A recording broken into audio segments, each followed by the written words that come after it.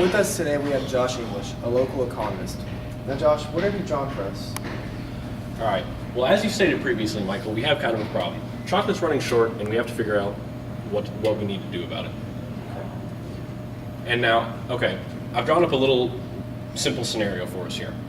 What we have the original demand for our chocolate, and we have the original supply for our chocolate. And then we have the intervention of the Frosty Pot right here at S prime. As you can see, this cuts our supply dramatically and pulls it up and in, and we're left with this big problem where we have just this absolutely awful shortage. We have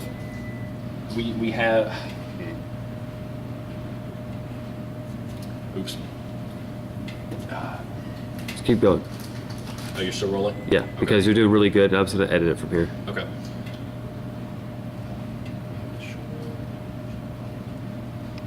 As you can see here, we have this kind of shortage that exists where there's more chocolate than what we can provide for the people of the globe, the world, and so we have to kind of figure out a way to fix this.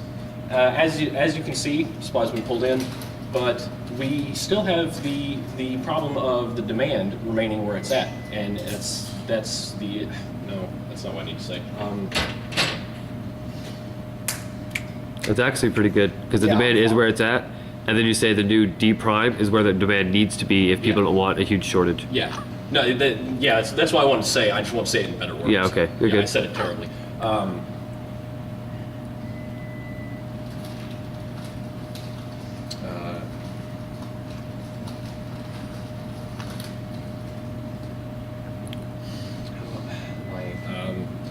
Another factor to the problem lies not only in the shortage, but in the fact of the demand itself.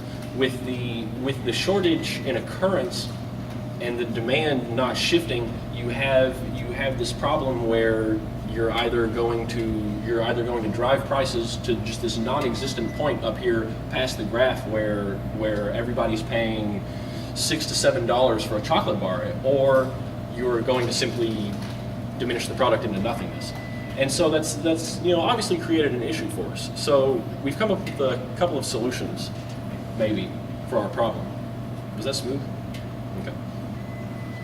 Let's see. Reuse these real quick minute.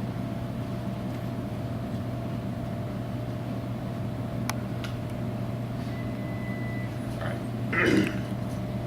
As you can see here, we have three main solutions. The first one is simply allowing the problem to run its course. And now, as stated earlier, that's still going to kind of remain an issue for a lot of people, because what that does is it skyrockets your prices and it limits your product. So what happens is, like I said earlier, you wind up paying $6 to $7 for your mini sized Hershey bar, and there are 4 of them on the shelves as opposed to 40 of them. What was the genetic modification? We change it to where it no longer a crossfire no longer affects it. Mm-hmm. So it can also, another one is just increases growth. Yeah, they're doing it where they modify the bean itself for the plant's genes, where instead of growing like 5 beans a yield on one plant, it'll have like 15, so they'll actually yield more every season. Okay. So that way, even though the plants are dying, the plants that survive still make up for the plants that are dead. Right.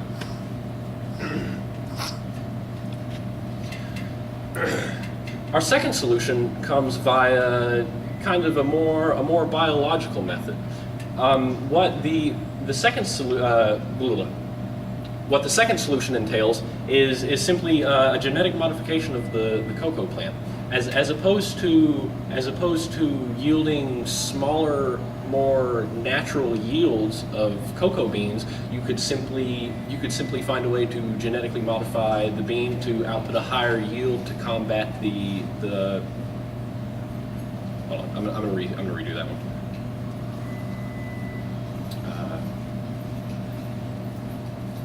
Instead of.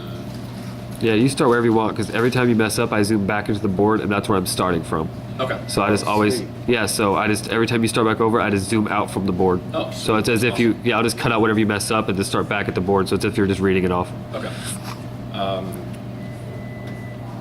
what was I saying? As opposed to pulling the smaller yields, you have plants that are putting out, okay, yeah, that's what I want to do.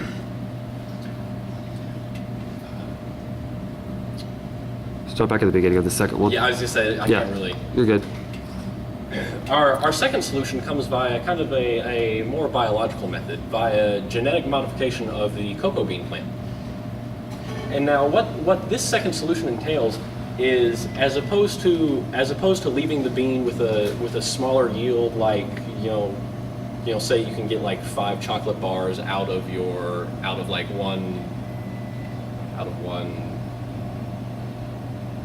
One bean.